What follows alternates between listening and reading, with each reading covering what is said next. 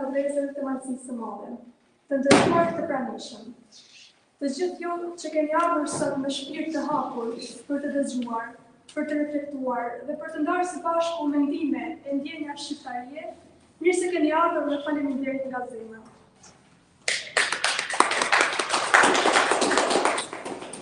Kam nderin dhe gëzimin e veçantë që sot, në këto fisnike të shqiptarisë, në malësinë tonë të ndritur, të prezantoj një njeri që nuk vjen vetëm me një libër në dorë, por me një ide të madhe në zemër. Një njeri që ka zgjedhur të mos heq, por të flasë, të mos shndrojë me njan, por të angazhohet, të mos përkëllel iluzione, por të ndërtojë mendim të thellë, e rrugdalje të mundshme për të ardhmen e përbashkët shqiptare. Ky njeri është Arjan Galdini. Arjan Galdini nuk është thjesht autor i librit Neoshqiptarizmi. Ai është një zë i guximshëm i kohës tonë. Një mendje që kërkon të depërtojë përtej zhurmës së përditshme politike. Një shpirt që kërkon të zgjojë ndërgjegjën kombëtare, jo me pritma, por me fjalë të qarta, të pastra dhe të thella. Ai është një nga ata njerëz që kanë vendosur të mos shohin shqiptarinë si një flamur ceremonial, por si një përkushtim politik, si një vlerë që duhet jetuar e jo vetëm duar të jetuar. E çfarë është ky libër që kemi në duar sot? Çfarë është neoshqiptarizmi? Është shumë më tepër se një votim. Është një doktrinë mendimi, është një manifest vetdieje, është një ftesë për të gjithë shqiptarët që duan të kuptojnë më thellë kush jemi, pse jemi këtu dhe ku duam të shkojmë si kom. Neoshqiptarizmi nuk ka për qëllim të ringjallë vetëm lavdinës së shkuarës. Ai na thotë, mos jetoni me mitet, por me misionin. Mos u mbani vetëm me kujtimet, por merrni përgjegjësinë e ardhmës.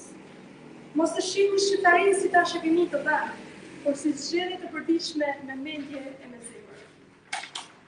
Ky libër është një përpjekje për ta kthyer shqiptarinë në vlerë të përbashkët morale, kulturore, shpirtërore dhe qytetare. Një përpjekje për të tejkaluar ndasit, fjalët boshe, fuçarjet, dhe për të rindërtuar besimin tek vetja dhe tek njëri tjetri si shqiptar. Arjan Galdini në këtë vepër ka përmbledhur jo vetëm historinë tonë të lavdishme, por edhe plakët tona dhe më rëndësishmja rrugën që duhet të marrim për të mos u humbur. Ai nuk na sheh si turm, por si bashkësi që ka nevojë për drejtim të qartë, për ideale të ndritura dhe për udhë të re. Ky libër nuk është shkruar vetëm për politikan apo për studiues. Ai është shkruar për çdo shqiptar, kudo që jeton, në çdo cep të trojave tona apo në mërgim. Është shkruar për ata që ndjen të shqetësuar, të lënduar, të humbur mes mjegullës së kohës. Për ata që kërkojnë rënjet, por edhe degët, që kërkojnë kuptim, drejtim dhe lartësi. Të dashur miq, banor të dashur të Malësisë së Madhe. Sot nuk kemi ardhur këtu për të shpërndarë thjesht një libër. Kemi ardhur për të ndezur një fije dritë, një grim shprehse, një ftesë për të menduar thellë e për të jetuar shqiptarinë me më shumë vetdije, me më shumë dashuri dhe me më shumë besim. Le ta lexojmë këtë libër me zemër të hapur, le ta pyesim veten. Çfarë jam duke bërë unë për kombin tim?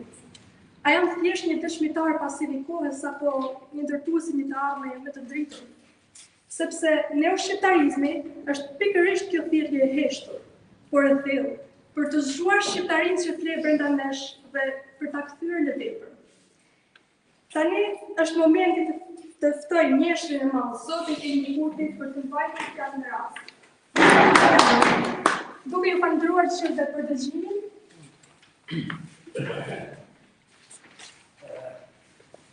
Vajtë në se janë në Malësisë së Madhe, është njerë për me, është edhe privilegj që kje zhjellë Malësinë së Madhe për me promovu një libër tillë, për me respektu intelektualët, lexuesit, dashamirësit e librit dhe patriotët dhe të etikon.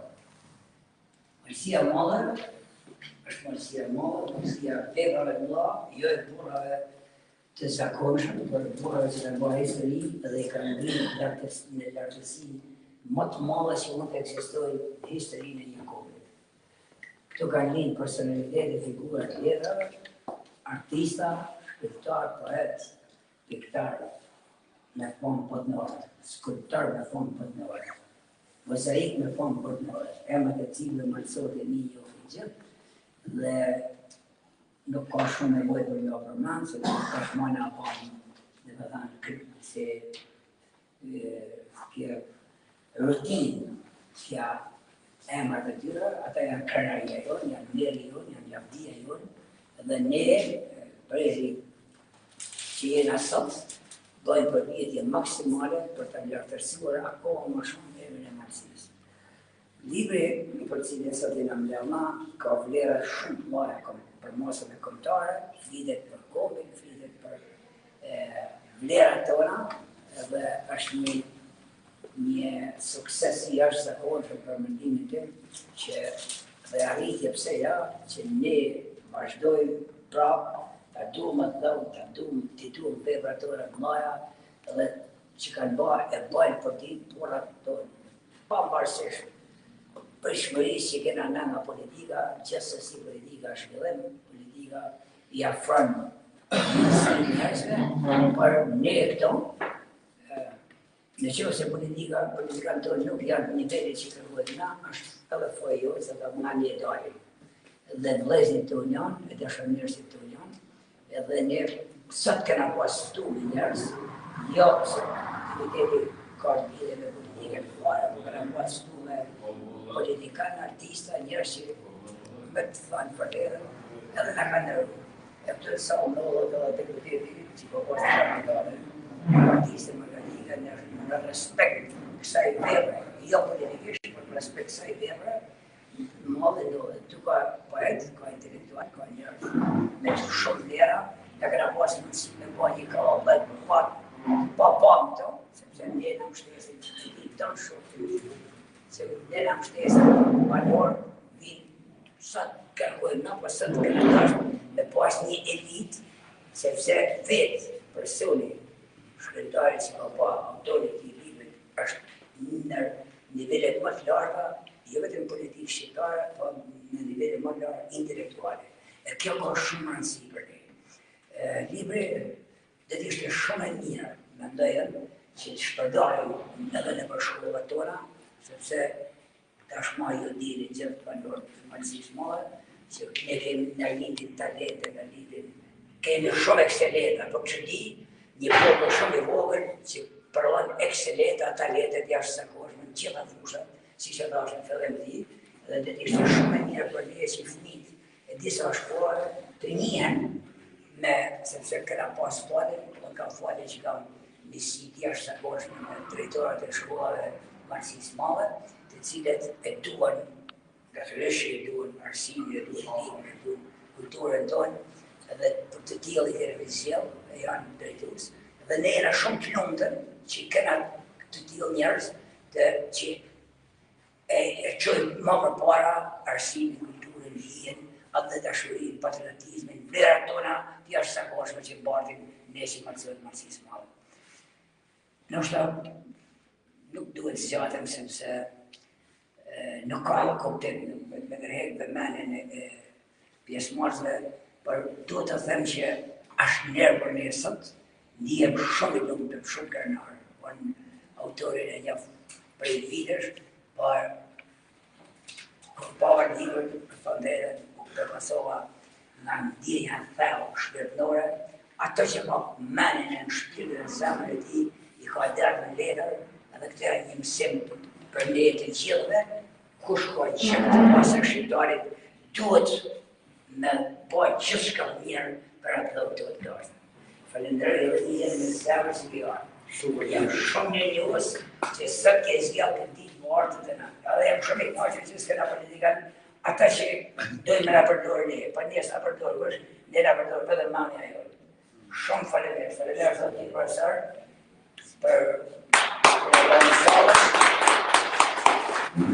Shumë falenderoj si po ndërim në një.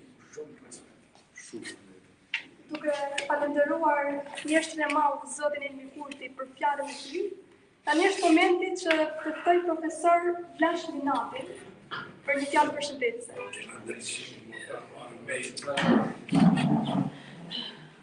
Faleminderit. Jam i kënaqur që ky takim vlerash po bëhet në qendrën kulturore të ri Arka.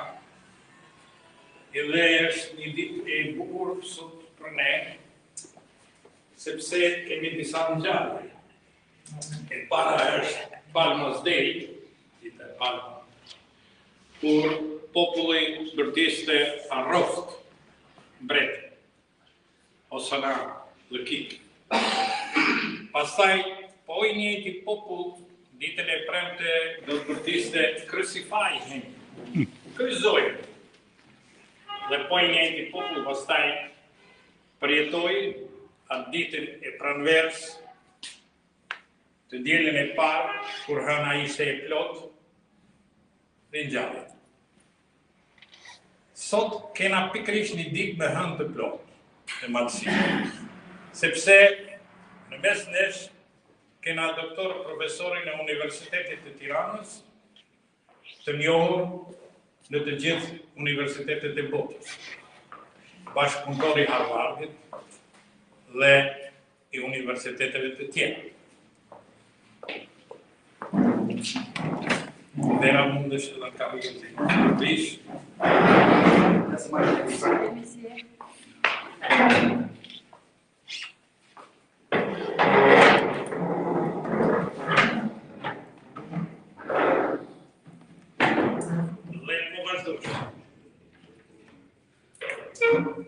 Është i dekoruar 2 herë nga presidenti Ibrahim Rugova për aktivitetin e tij dhe për vlerat që ai sjell dhe përcjell. Libri na vjen në një kohë të çuditshme. Dhe unë jam dakord me atë thënien që shoqëria njerëzore zhvillohet si mas një suste ku gjërat përsëriten, por në nivel më të lartë. Le të kujtojmë vetëm rilindjen tonë. Shqipëria e ndarë njëna palë quhet Kaor palën tjetër, ndërsa pala tjetër quhet Turç palën tjetër. Por i lidhasit prunë në dëshekujt e fundit shqiptarit. Me qëllim që t'i bashkojnë këta njerëz dhe t'ju kujtojnë atë që kishit të shtrenjtë dhe të përbashkët, atë dhënë. Nuk përbën çudi fakti që ne jemi dëshmitar të gjithë, kur shqiptarët në Maqedoni i pyesin: a jeni shqiptar? E jo. Po pse flisni shqip? Sepse ata me termin shqiptar kuptojnë vetëm që ti je musliman. I njëjti përjetim më ndodhi mua në Prizren. Shoh njoftimet të shkruar arabisht në rastin e vdekjeve dhe një grua intelektuale më ndolli afër. Dhe e pyeta: kur në Prishtinë shkruhet shqip, pse dhe ju në Prizren nuk shkruani shqip po arabisht? Dhe ajo më tha: ti, a je shqiptar, a je krishter? Dhe unë i thash, kam të dyja: jo, shqiptar jam musliman. Vazhdojmë, po të shkojmë në Tuzë, jo larg. Dhe t'i pyesin, të gjitha fajet i ka mali i zi. Pra, kishim ujë të ftoftë, por ne dozim mali i zi. Dhe asnjë faj nuk gjejnë të vetë. Kalojmë në periudhën që jetojmë. Kena 2 forca në këtë shqiptarinë tonë.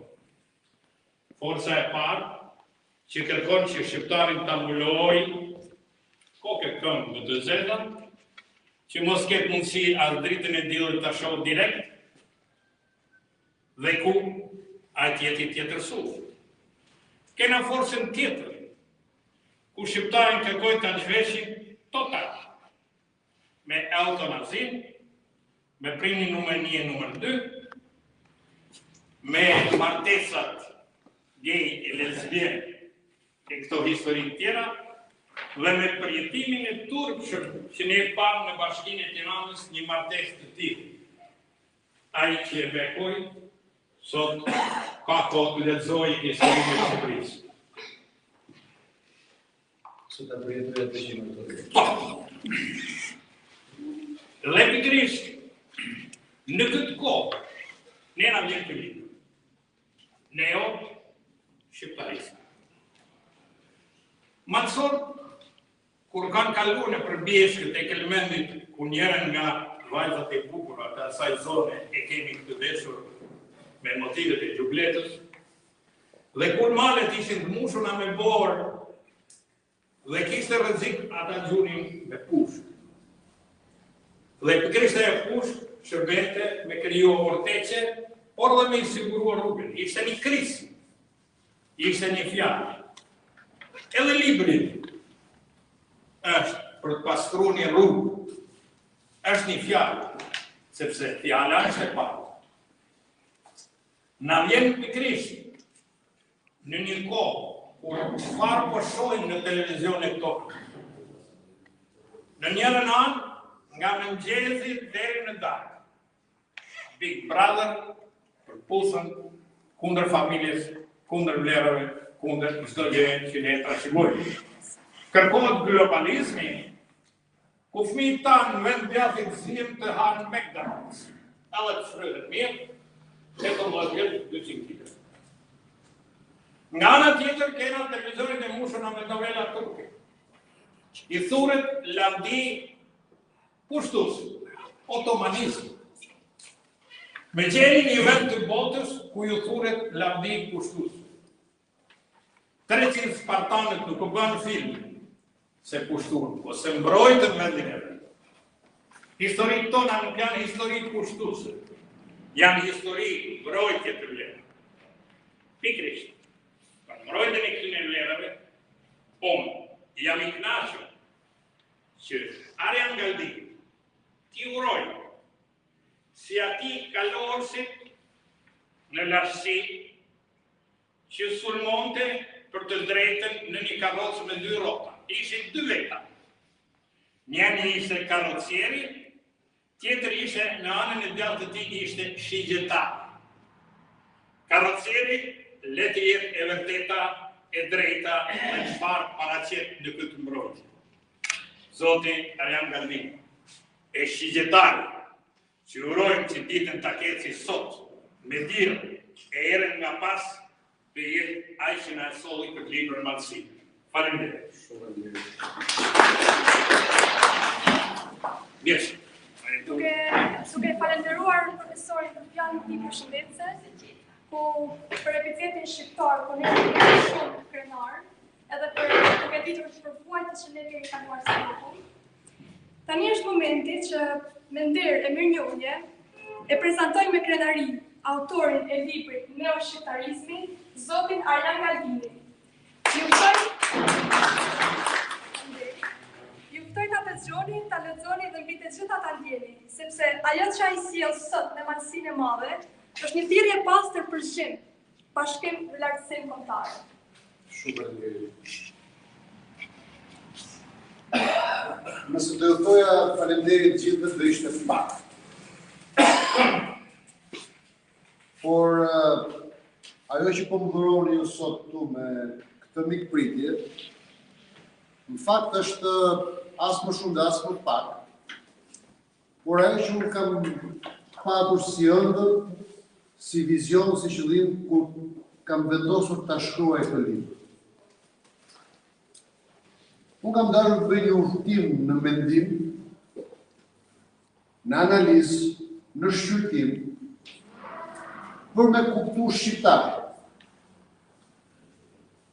për me zbulu shqiptarin, dhe ndonjëherë kur ti nisesh në udhëtim, ti bën pyetjen, ore, a ekziston vërtet? Pra nëse unë po shkoj drejt ti, a do ta gjej aty? A do gjej gjumë historike? A do gjej gjumë akademike? A do gjej prova? A do gjej dëshmi? Sot, pa hyrë fare të ke shkuara, unë bë them që ja dëshmia ashtu mes koplikut të qendra kulturore Arka bashkë me ju. Kështu që shumë faleminderit sepse ju jeni ai shqiptari që unë po kërkojnë ta risjellin. Kush ka qenë qëllimi i këtij libri? Ne kemi 35 vite që përpiqemi, rëzohemi, ringrihemi prapë, vuajmë, dëshpërojmë, por çuditërisht kemi ndërtuar një mendësi që na ka çuar në dy shtrate që nuk përputhen me të vërtetën tonë. Pra ne jetojmë në një realitet që nuk ekziston psikologjikisht.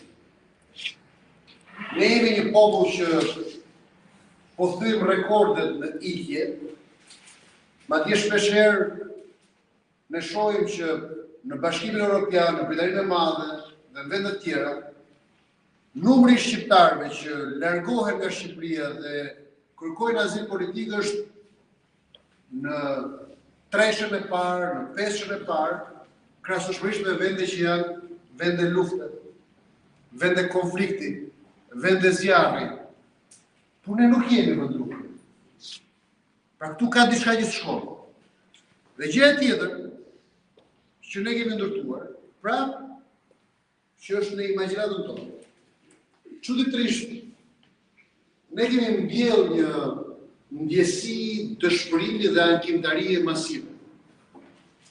Në çdo kafene, në çdo bisedë, në çdo drekë, në çdo darkë, në çdo pagzim apo në çdo sunetlik, në vaki apo në dasma, në tavolinat tona ne vetëm ankohemi, zbohem, është keq, si janë mirë punën, fashëtemojmë, komentojmë, shprehim opinione, nuk ndërtojmë. Ne ka pyetur shpeshherë me vetëm, po pse kjo gjë? Zoti na ka bekuar me mbi 300 ditë diell. Ja një prej tyre. Zoti na ka bekuar me të gjitha mrekullitë natyrore. Ato që janë mbi tokë, që i shohim me sy, por dhe ato që janë nën tokë, që i dim e shumë që nuk dim. Pse ka shumë ankimtari? Pse ka shumë dëshpëri? Një poet që më pëlqen shumë thotë: kush ankohet është si t'i lutet 2 herë dreqit. Nga nuk e duket se shpeshherë neve me këtë ankimtarin tonë kemi bërë kaq shumë lutje ndaj dreqit sa thuhet na shkojnë apo na duket se na shkojnë dreqe për dreq. Dhe nuk gjejmë më zgjidhje. Ne jemi si ai udhëtari që nuk ka destinacion. Vetëm u rreh këmbëve, i ngrah këmbëve dhe ecën dhe ti thua, po ku po shkon? A do na ndal diku? Jo, ne nuk kemi ndalje, vetëm ecim e rendim si të marrë. Përgjigjja e parë që kam të vetes është kjo, po një sekondë. Ne në 50 ditë të diktaturë u identifikuam si njeriu i ri, si njeriu i partisë. Si njeriu që i shërben partisë, i bindet partisë, i jeton me partinë, për partinë, madje edhe dollim e ka për partinë, pastaj për djalin, për vajzën, për të afërmin. Dhe ky ishte rënimi i parë. E eksplorova dhe shqyrtova të gjithë dhe më rezultoi që inxhinierizimi human që vendet bënte komunizmi në 50 vite, në fakt ka qenë akti më i pastër anti-shqiptar. Ka qenë atentati drejt për drejt ndaj shqiptarit dhe identitetit tonë si shqiptar. Ajo që u quajt reforma e madhe e emancipimit, në fakt ka qenë një operacion i mirë strukturuar, i cili ka synuar realisht dhe vërtetësisht të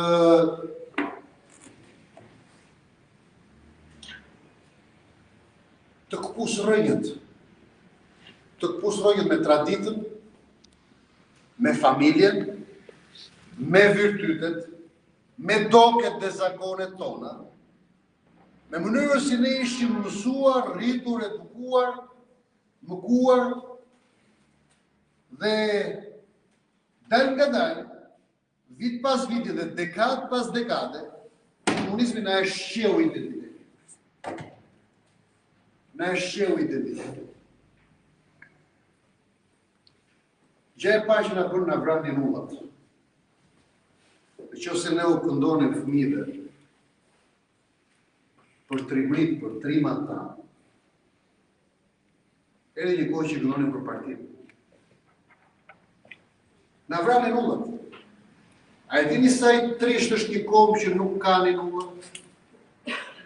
A e dini sa e vështirë është për një prind, për një nën, për një bab, ta rrisë fëmijën pa një ullat, mos ketë një këngë me cilën t'i këndoj fëmijë se si do të ai të bëj fëmija, se si do të ai të rritej fëmija. Ta qetësonte, por edhe ta ndërtonte njëkohësisht. Qetësim dhe ndërtim. Se një ullat që në lashësi nuk kanë qenë vetëm ai zëri i nënës që jepte paqe fëmijës. Po kanë qenë ato fjalët që pastaj i buçisnin në subkoshient, në ndërgjegje fëmijës dhe rrisnin që unë duhet të bëhem si ky. Si ky hero, si ky njeri për cilin e dënduar nëna. Pra na vranin ullat. Na vran besimin tek familja, sepse na thanë që familja nuk ka rëndësi. Partia është në gjithçka. Partia është prindi. Ai udhëheqësi është baba. Dhe keni vënë edhe sot me u thënë udhëheqësit baba. Kemi një mani që të gjithë udhëheqësit quhen baba, ky është baba. I shohim si baballar udhëheqësit, ndërkohë që udhëheqësit janë kalimtar. Nuk ka udhëheqës providencial. Ka ikur koha, epoka e udhëheqësve providencial, por ne akoma jemi aty, se nuk kemi shkëputur me kjo. Por ata vranë edhe besimin sepse mjafton të shikoni statistikat. Nga vetë instituti zyrtarisht i dosjeve, rezulton që ka qenë 400.000 fuksa. 400.000 fuksa. Kuptosh do të 400.000 fuksa? 400.000 fuksa do të thotë që ne edhe kur marrim pirunin për me ngrënë, 1 në 3 gisht spionon pirun. Jo 1 në 3 njerëz, por 1 në 3 gisht spionon pirunin. Pra imagjinoni pak sa e tmerrshme ka qenë. Ajo që na erdhi si e vërtet, të cilën pastaj u vite momenti i dytë, ne dështuam pas 90-s ta shërohemi. Nga njeriu i ri i komunizmit, udhëheqësit e pas 90-s, të gjithë, majtas, djathtas, të gjithë, sado gjigant të mëdhenj, legjendar tjerë, të gjithë në vend të ktheheshin administrator të virtyteve, njerëz të ndriçuar që e ngrenë shoqërinë.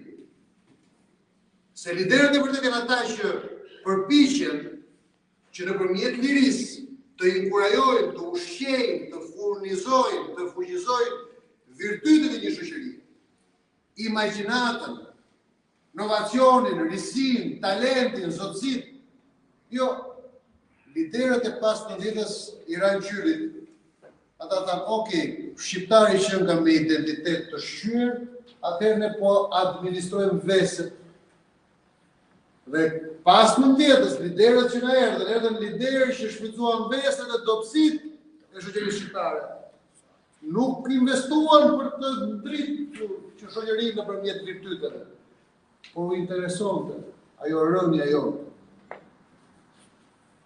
Praktikisht nga njeriu i ri kaluam tek njeriu i zbrazët. Dhe vetëm njeriu i zbrazët e shpjegon këtë braktisje masive. E keni vënë që shpesh herë fëmijët, po e diskutonim ndërsa po vinim këtu, ne jemi të katër që kemi ardhur me Arsenin, me Genën e jemi prindër të ri. Edhe po diskutonim për fëmijët që shkojnë, ti u aplotson dëshirat, i çon tek lodrat, luajnë, prapë thua, u kënaqë, jo s'u kënaqë. I jep të shohë televizorin, shikon televizorin, thua, u kënaqë, jo nuk kënaqë. Pastaj ti jep një video game celular, prapë thot nuk kënaqë, nuk kënaqet kurrë. Çuditërisht, edhe ne jemi bërë si ata fëmijët që çfarëdo që të kemi edhe të qartë, ndihemi të pakënaqur, ka diçka që nuk shkon me ne. Po kjo vjen sepse ne jemi të zbrazur. Ne jemi të zbrazur, jemi tashmën atë gjënin tonë primitive, jemi si fëmija që nuk din me u kënaqë, nuk din me e përpunu dot atë që ndodh. Na kanë kthyer në fëmijë si shoqëri. Por me një fatkeqësi të madhe. Jemi fëmijë, por na kanë vrarë pafajësinë, se fëmia është i pafajshëm.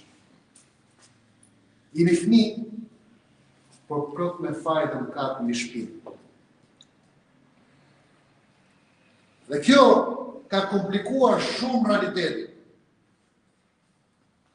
Sepse ne kërkojmë zgjidhje dhe ka raste që kërkojmë zgjidhje tek politika, më shumë duke politika, sepse kështu na ka mësuar Partia 9 që lindi pastaj Partia Biza mbas 90-s. Politika vetëm ajo na e ndryshon çdo gjë.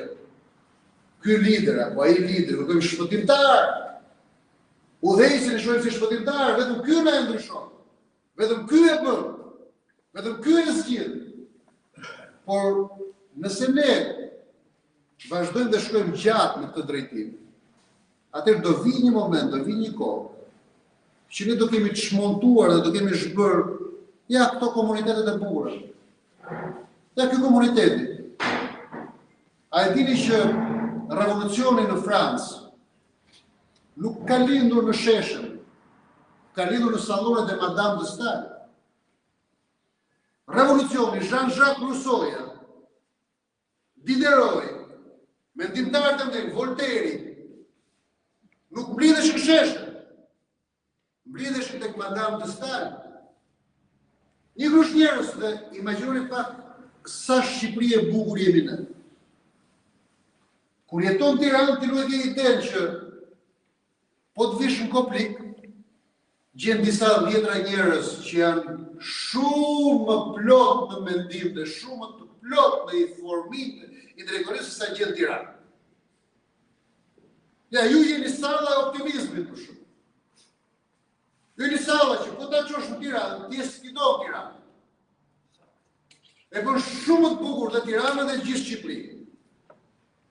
Dhe unë po ju them nga eksperienca ime personale që kam parë në çdo qytet, madje edhe në qytete të humbura të Shqipërisë, aty ku ka petrolja. Kam parë që ekzistojnë pra komunitete të tilla, por ne kemi vrarë komunitete se ne presim atë babën.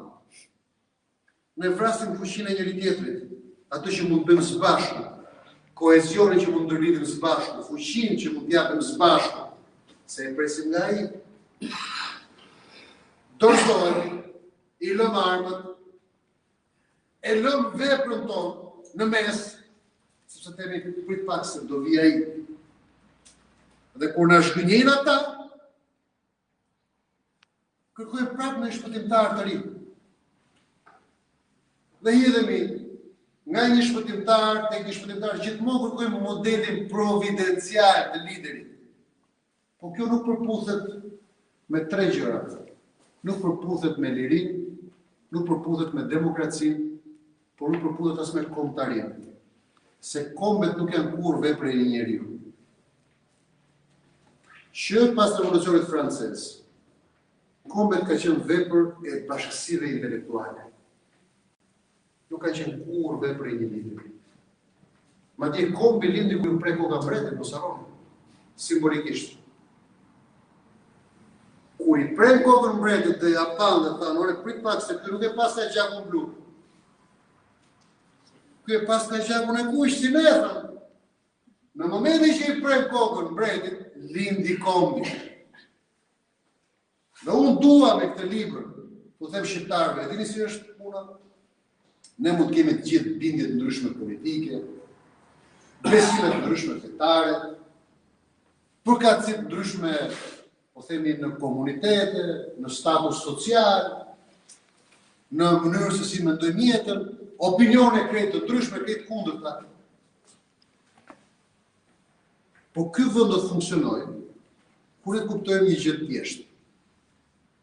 Që nëse debatojmë në ide, unë mos jeni kurrë dakord me idenë e njëri tjetrit. por gjithmonë përballja në ide na çon në një hap më lart, sepse edhe nëse unë e rrëzoj idenë e Ilmi Kurtit, s'besoj se ndodh, po që po e marrim potencialisht, ama nëse Ilmi Kurti ka ardhur dhe ka përballë idenë tjetër, nga thonë unë e mendoj kështu, unë nuk ta rrëzoj, por e sigurt është që ideja e Ilmi Kurtit më ka shtyr mua që unë mendoj një ide më të mirë. Përballja në ide, sjell dialektik, sjell zhvillim. Çfarë bëjmë ne? Ne nuk përballemi në ide. Ne vrasim njeriu dhe kemi vizitë punë me ide. Dhe nuk ka nevojë ta vrasësh fizikisht. Çfarë bëjmë? Lëre pa bukë. Izolohe. Mbytë.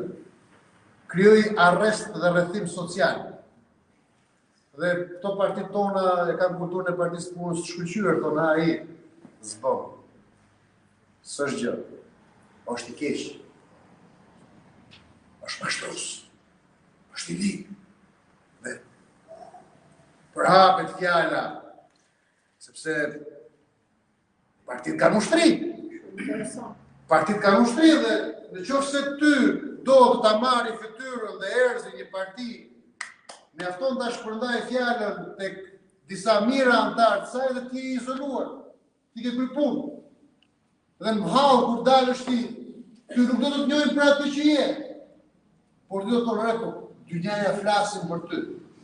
Po këta nuk janë dynjaja, janë 1000 antarë, 500 antarë, 100 antarë dhe një partie. Por sigurisht që grupi kompakt, i cilës do parti, është shumë i fortë se një individ, sa do i fortë jetë individ. Pse lindin grupet kriminale? Pse kryojnë grupet kriminale? Se ju jeni marësia dhe ju thoni, s'ka trima në marësia për jo. Por fakti njësh është ka. Thoni, qatë doni ju, për vëdash që ka. Ty më da jakë. Ka. Por grupet kriminale kryojnë, sepse kryojnë grupe kompakte. Po u bën 2 veta, po u bën 5 veta bashkë, për balë individit, e mësit. Këtë bëjnë dhe partitë. Por partitë kanë një fuqi më të madhe se grupet kriminale. Se partitë nuk kanë 5 veta, nuk kanë 10 veta, nuk kanë 20 veta. Po kanë 500 antarë, kanë 1000 antarë. E mëtë mërë individin partia. Dhe një gjë të tmerrshme që ka bërë komunizmi. Të tmerrshme që ka bërë komunizmi. Ishte se Adolf Hitleri ka thënë një shprehje fantastike. Adolf Hitleri ka thënë një shprehje fantastike. Thotë, e dini çfarë mësova nga Lenini, thotë? Nga Lenini mësova se mbledhja e partisë është mrekullia e kohëve moderne, thotë Adolf Hitleri. Sepse thotë aty, thotë, Marangozi është sekretar partie dhe i kërkon llogari shkencëtarit dhe thotë kush je ti llogari shkencëtarit. I thyu dhëmët shkencëtarit, inxhinierit, mësuesit, profesorit, akademikut. Aty ai Farktari apo Kovaçi ndihej më i fortë para poetit, para filozofit, në mbledhjen e partisë.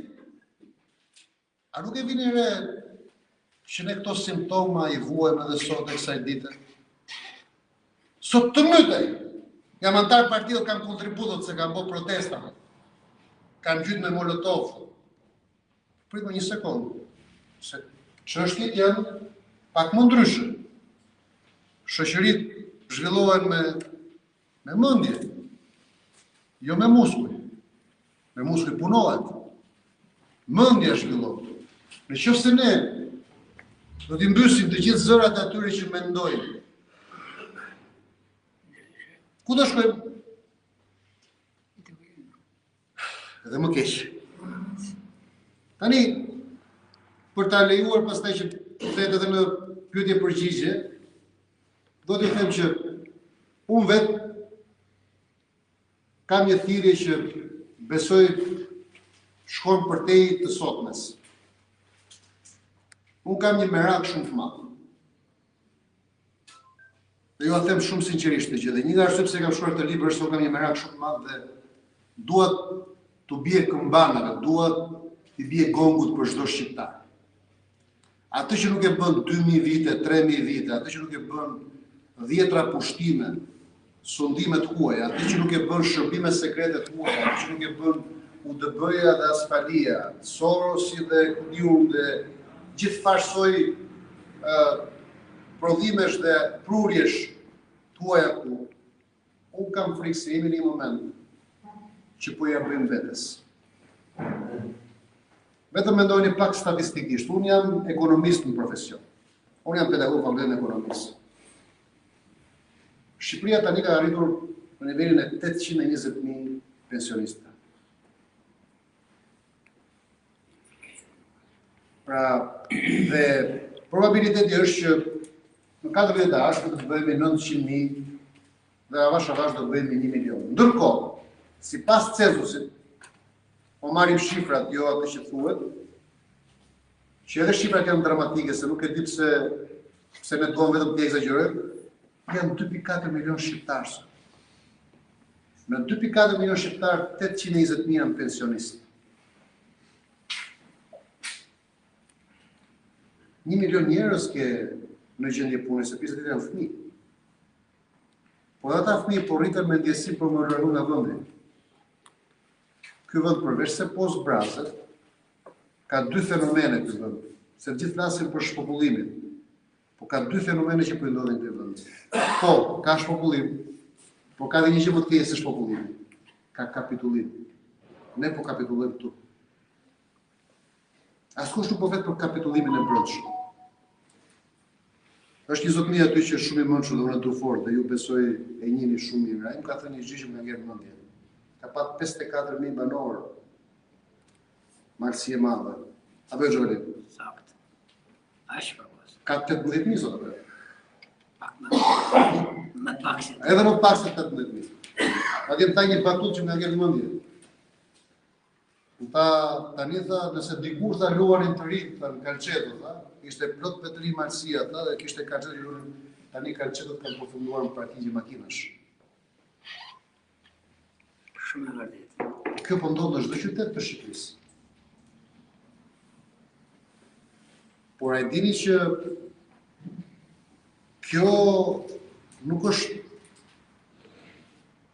fundi. Kjo është 8 pjeta. Ka edhe më keq se kaq. Sepse brezi i ri që po rritet, e tha profesor Flashi shumë drejt, po rritet për një kulturë e cila nuk e ka më pikë interesi identitetit. Ne duam të prokufizojmë identitetin, por brezi i ri po rritet me Big Brotherin. Po bëhet garë në Big Brother për me marrë ca klikime dhe për me dalë fitus se cili burr puth burrin më bukur. Thoshte Adon Zakoçajubi, në Stamboll mos vaf sharpur, atje shkon burri me burr, tani thon mos shiko Big Brother kur se atje shkon burri me burr. Big Brother i katastrofë, por puthen katastrofë. Rrjetet sociale, kë kanë vi pa rrjetet sociale? TikToku, Klaperi, Instagrami, Facebooku, kush janë vipat? Njerëzit më banal, më ordiner, më të shëmtuar, më ignorant, më të paditur. Njerëz që bëjnë garë kush thot sharjet më banale dhe kush bën liksit më të mëdha online.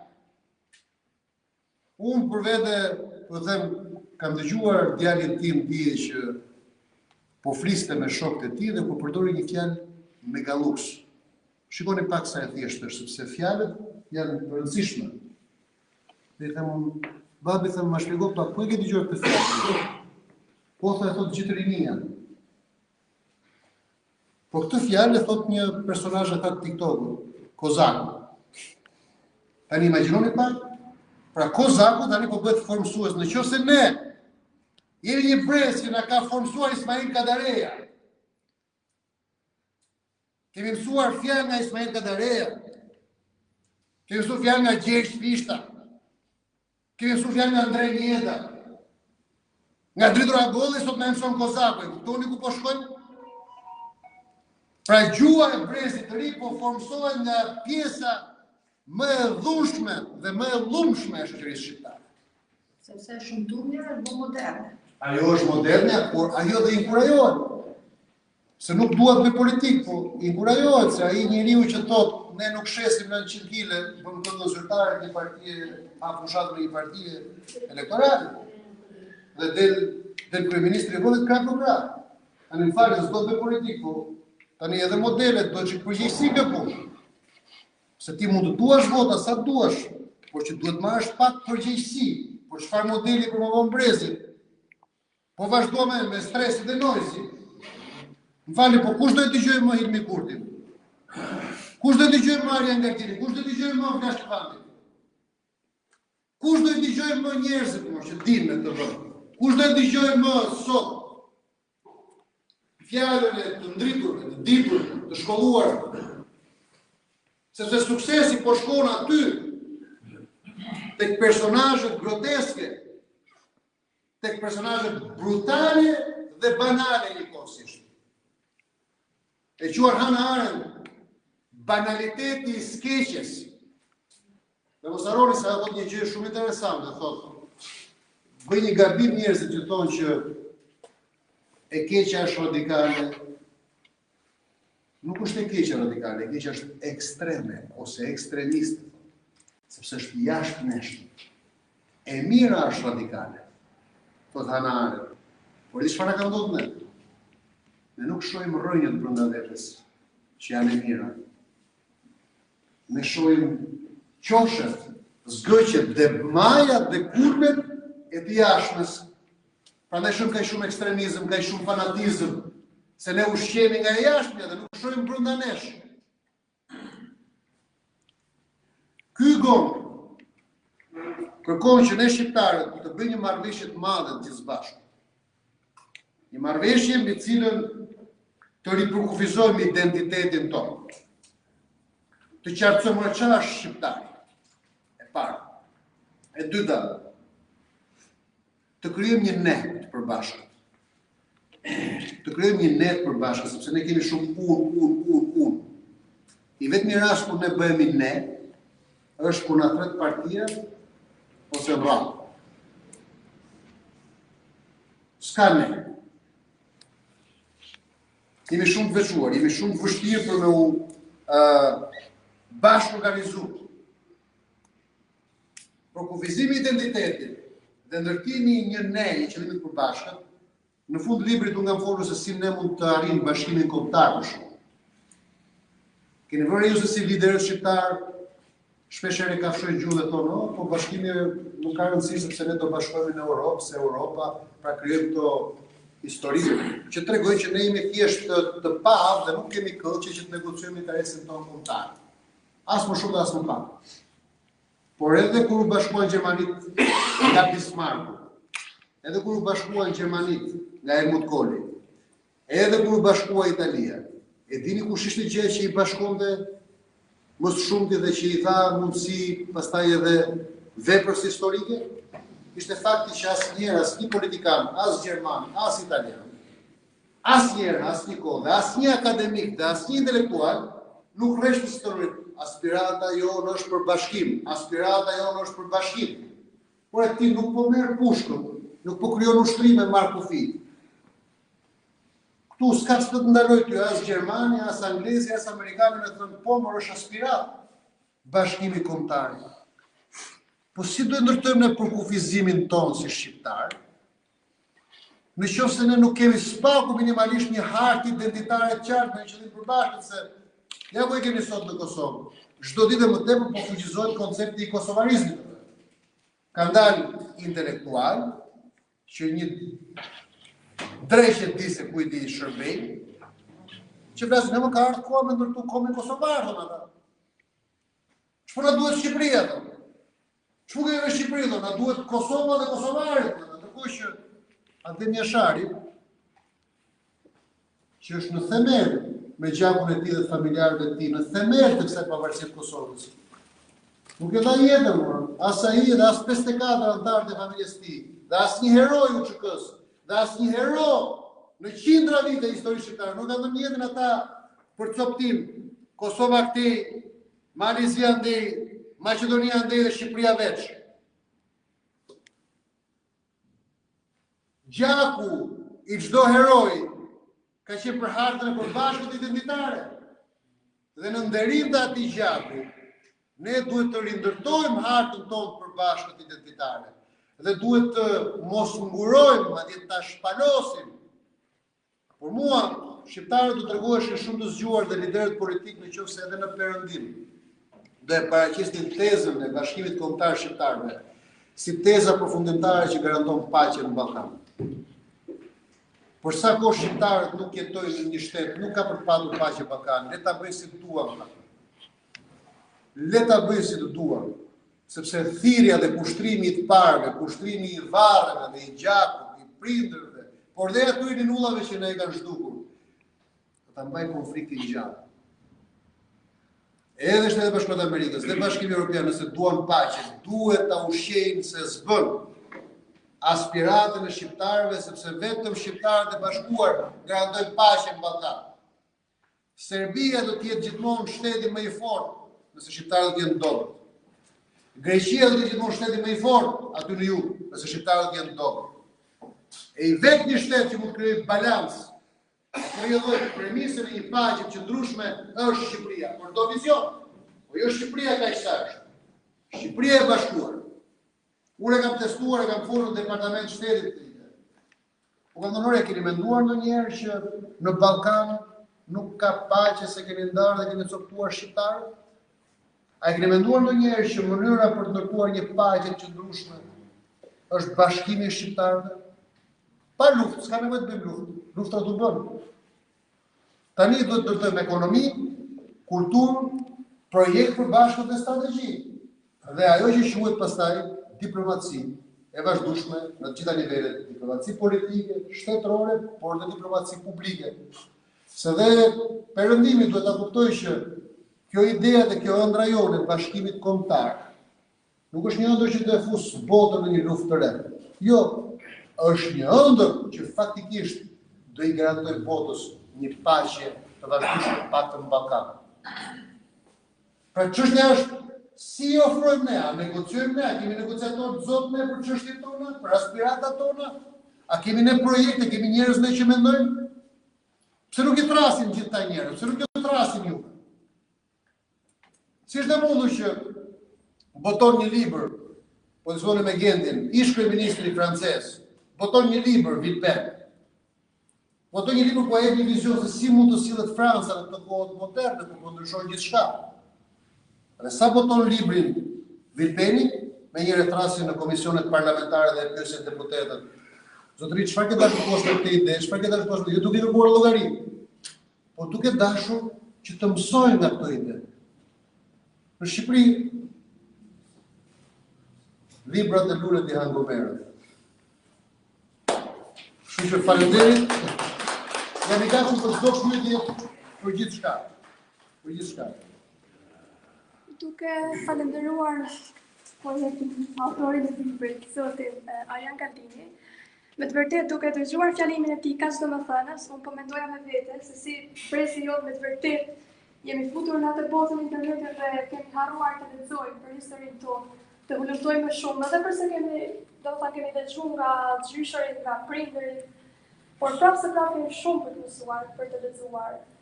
Dhe unë për vete i dashuroj shkrimet, lexoj, shkruaj edhe vetë, dhe me të vërtet me si pres ta lexoj librin tuaj deri në fund.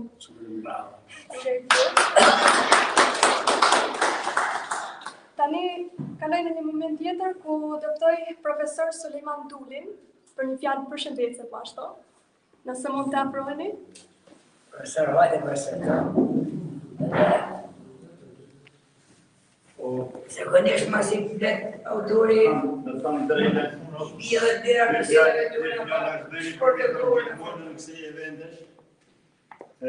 Si pak po përgatitem nga xhan në momentin sepse unë e kam si zakon që me marr pjesë sidomos në kësaj takimesh. Njeriu duhet me kanë i qartë edhe paksa jam ambientuar me veprën, edhe me jetën e shkrimtarit, edhe gjithmonë janë momente që janë momente që na bashkon pjesën, sidomos pjesën intelektuale, dhe ku ballafaqohen menime. Kapish një konsiderat për një vepër, është përgjithësi e madhe, duhet me kanë përgatitur dhe nuk marrë përsipër me dhënë konsiderata për librin direkt. Por, gjithsesi ka vend për me fol shumë për momentin që jena mle. E uroj shkrimtarin, e uroj për mundësinë dhe takimin që ka bën, e uroj gjithë ata që e kanë organizuar dhe që na kanë mbledhur këtu. Me një, unë e pash, mundoha një gjohë dhe fjallën e shkrimtarit, por pash edhe përmajtjen, dhe më thënë, atë që ka diskutua, e mjep me kuptu që gjithmonë barazat që vinë do të reflektojnë mi të kalumen historike që kanë vënd part e ti. Dhe unë këto shoh që refleksionet që ka bënë nej për saniteteve të mëdha të kombit, japin me tregu që ky intelektual ka përcjell pikërisht atë që duhet kuptojmë gjitha të kalume dhe si po përjetojmë në të kalumin e tyne dhe si po përjetojmë të sotme. Unë dhe më thënë pasha dhe thanje që i ka shkut nga veprat e tyne, pash edhe një thanje të Sami Frashni. Po une duhet i shtoj që pikrisht Sami Frashni një në thanjet e ti më të mëdha ka thënë që me mësu fëmijët tonë më mirë se vetën tonë, sepse ata janë për një kohë me pastaj. Kjo është pikrisht në këtë libër, që të mësojmë fëmijët tonë më mirë se vetën tonë, sepse ata do të shërbejnë një kohë që vjen mas nesh. Andaj unë do të thosha që një herë përgëzoj për librin që na ka dhurua. Unë i respektoj shumë gjithë shkrimtarët, gjithë ata që morrin korajën me shkru. Unë shoh atë, ajo nuk e ndjek, po unë vera sa më ashtu. Po, unë i kam lexuar ato shkrimet tua, librat që ke nxjerr, poezitë tua, më kanë dhuruar të tjerë në emrin tënd. Edhe më ka bërë përshtypje ajo një jamolli që ke shpreh aty, edhe bukuria e madhe që ato i ke shpreh stisht. Herë ke korajën, pastaj janë gjitha që vinë mbrapa. Edhe gjej rastin që me këtë rast me të përgëzuar ty. Kurse për Ilmin, s'kam qa them për Ilmin, Ilmia është një njeri që po apasionon historinë e krahinësve të popullit vetë këtu, po apasionon me shkrimet e tij, dhe që nëse ne na duket se aq vlerë sa kanë se jetojnë bashkë me te, sa vlerat mëdha kanë me pas fëmijët tonë kur t'i lexojnë dhe të tregojnë që dikush ka shkruar për kohën që kena jetuar na. E përgëzoj, u përgëzoj. Ma shumë nuk mundem të merë. Duke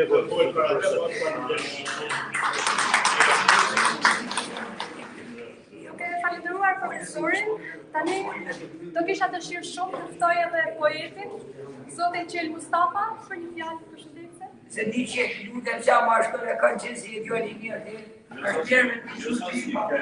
Ani i këtë lutem, ani të. Për këtë kamerë. Për këtë kamerë përse.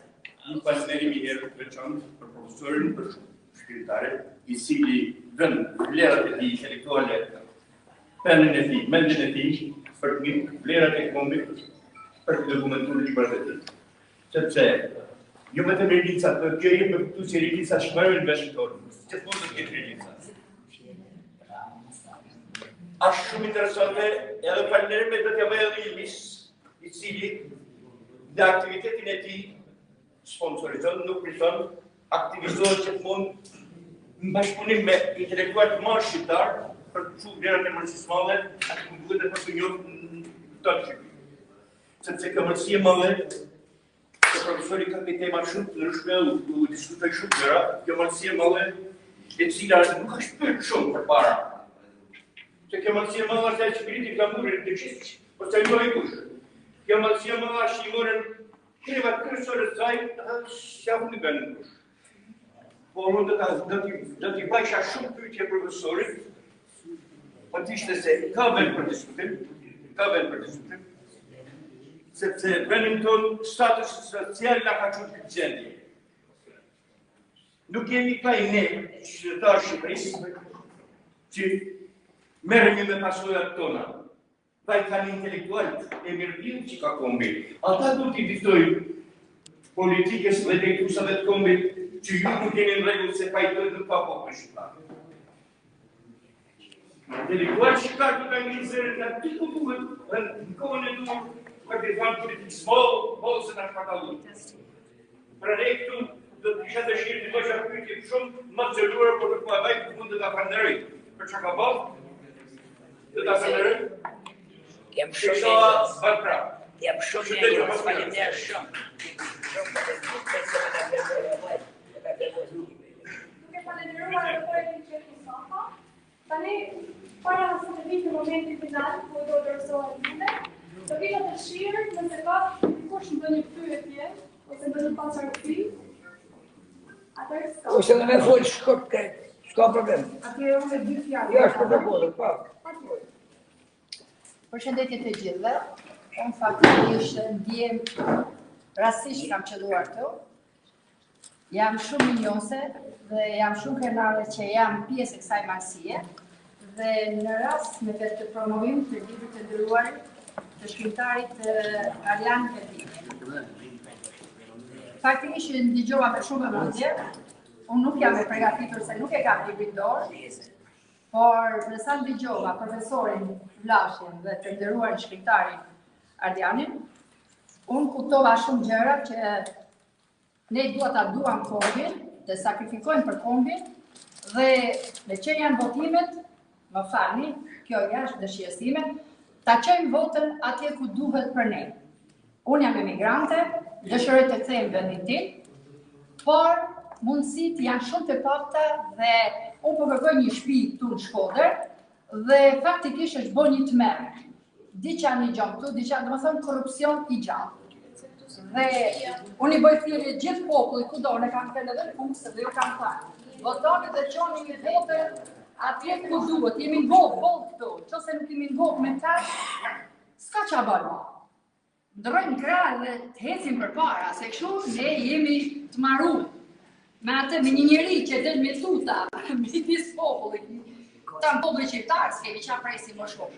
Unë nuk kam frikë kërkat, se unë jetoj me djersën time, kam sakrifikuar jetën time, kam sakrifikuar familjen time, por mendoj që për kombin tonë, kombi jonë ka nevojë për ne, për fëmijët tanë, për të gjithë ne së bashku. Pra, e falenderoj të nderuarin shkrimtar për këtë libër, edhe shumë bukra dhe më të mira për tje, por kjo do t'jetë një kryevepër e jotja, pasi vetë për kombin, me sa kuptova vetë dhe për neoshqiptarismi, të më thonë do t'ketë një vlerë të jashtëzakonshme. Minjore dhe respekte nga ana ime. Dhe minjore dhe shumë e marrë për ty. Të në mirat. Duke ju falenderuar të gjithëve për pjesëmarrjen, duke përgëzuar zotin Arjan Kerdini për veprën e tij, dëshiroj që të ftoj drejtoreshin e revistës Fjala, zonjën Mimoza Staka, për të përshëndetur. Në orës së revistë Fjala, në përshëndetje të fundit, të uroj të gjitha të mira, për gjitha të atë dhe për librin që të shkruaj. Shumë faleminderit. Unë me zonja Arjan, inshallah suksese, të gjitha të mira. Mirë, në qoftë se dëshironi të merrni kopje të librit me firmën time me kënaqësi, ku më është pak të Me ishte ftuar, jeni ftuar për kafe, këtë imperialisme, në koalin për jetë. Në përsu, në moja të në frikimi